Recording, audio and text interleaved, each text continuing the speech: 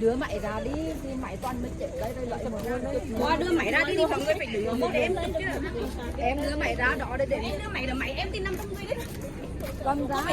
Mày cất ở trong túi mà đâu. Em cứ cầm ra xong rồi chờ một mình em thì là như đưa ra để mà nữa chứ. Đưa ăn mày chết thôi.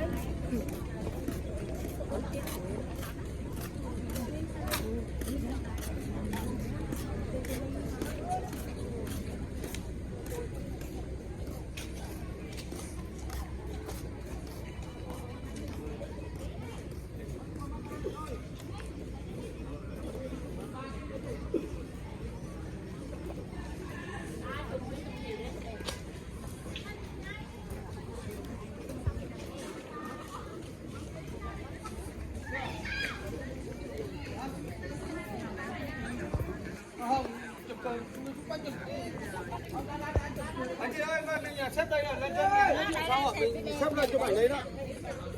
Trước mình đây là cánh đồng. Tối nay hôm nay mình đi ăn tối mình sẽ qua số 2 mình sẽ nhìn sau.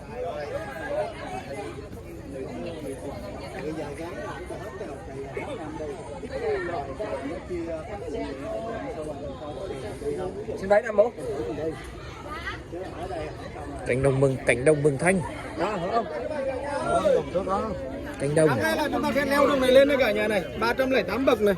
Thể hiện cho cái đại đoàn đầu tiên của quân đội nhân dân Việt Nam là đoàn 308. Từ dưới kia lên là 3 chiếu nghỉ, thể hiện cho 3 cái cuộc tổng tiến công của chiến dịch Điện Biên Phủ đấy.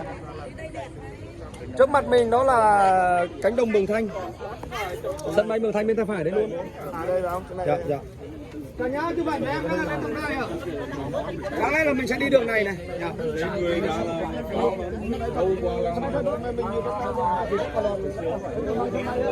Sân bay này thì nó chỉ được 2 cái loại máy bay đáp thôi, đó là AT72 và Boeing 777 nó nhỏ thôi. Cái này trước mặt mình đấy là trước mặt mình đây là cầu Thanh Bình. Cái cầu này được khánh thành năm ngoái trong dịp kỷ niệm 70 năm chiến thắng Điện Biên Phủ, nối giữa đồi D1 trung tâm của Điện Biên Phủ mà chạy thẳng ra tới cánh đồng Mường Thanh. Điện Biên Phủ thì nó một thành phố nó nhỏ ở xung quanh đây thôi, còn từ bên kia ở trong kia đó vô trong là làng bản trong đó rồi.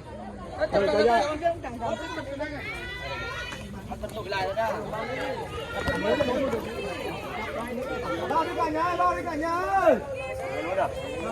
Vào đây, vào đây.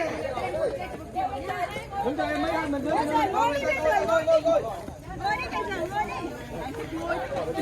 Các anh chị ơi.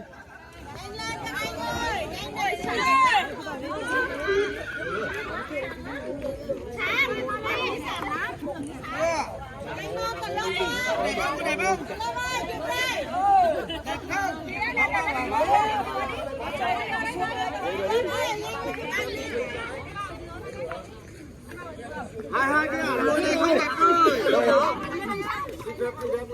Mời thầy đứng đây.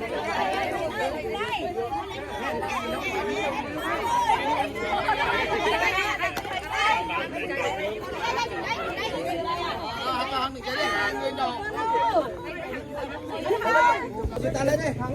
Bên kia này lên ngắm. Thắng một cái đồ đấm tế của cái Thái. Cái tay cầm một bông hoa. Nó thể hiện cho tình quân dân và cái đoàn kết dân tộc ở trên này.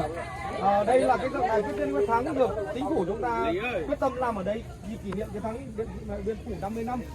Tuy nhiên với tổng kinh phí khoảng 500 tỷ đồng, tuy nhiên sau khi đưa vào sử dụng thì thanh tra chính phủ vào cuộc ta lên này toàn bộ nứt công trình này bao gồm cả vẫn nứt là vô lý ở đây, bao gồm anh lấy đồng chất người bê tông trống luôn. Đáng lẽ là chúng ta sẽ phải đi đường thẳng này thưa với cả nhà, nhưng tuy nhiên đoàn của chúng ta là đoàn đi cẩu xưa, chúng ta luôn lên cửa sau, còn là chúng ta sẽ đi qua ở phía dưới này, chúng ta đi qua 308 bậc. 308 là con số của đại đoàn 308, là đại đoàn anh cả của quân đội nhân dân Việt Nam, chiến đấu tất cả 18 trận trong đó có trận Điện Biên Phủ. Qua 308 bậc thì có 3 cái chiếu nghỉ lớn thể hiện cho 3 cái đợt tổng tiến công của Điện Biên Phủ, đó là 13 đến 17 tháng 3, 30 tháng 3 đến mùng 30 tháng 4 và mùng 1 đến mùng 7 tháng 5 năm 54. 3 chiếu này là toàn bộ hai bên đó là 56 ngọn nến, thể hiện cho 56 ngày đêm không ngủ không có dân tư nói chuyện buồn nôn. Dưới ở dưới kia có các mục tiêu nói về 3 cái đợt thành công chính của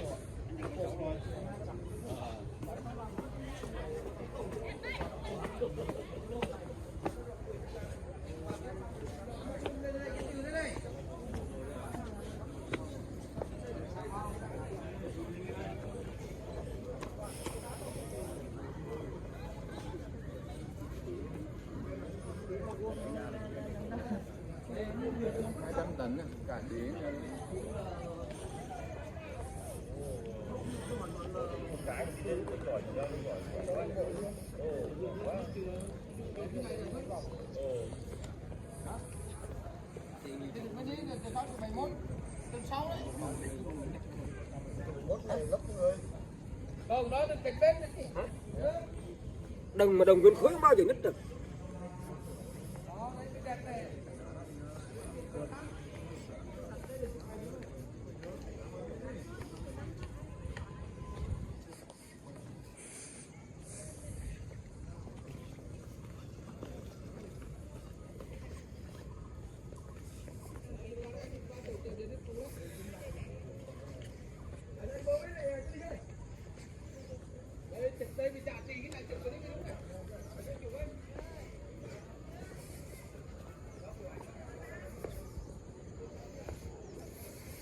Ngồi à?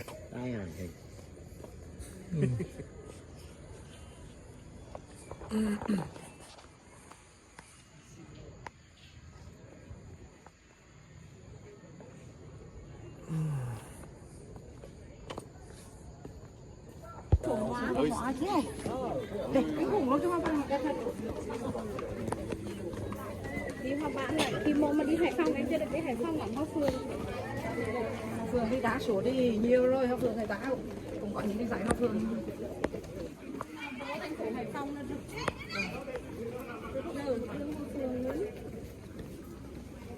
Lễ hội Hoa Ban. Cắt mặt để chồng cố gắng không hống. Toàn đây nắng lửa.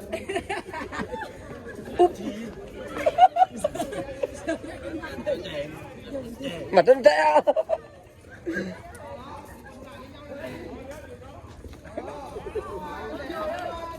Mặt lên đi mà. Mặt đi lên đi mà. Anh Vũ ơi, để cho anh muốn mặt hơi móng rồi này.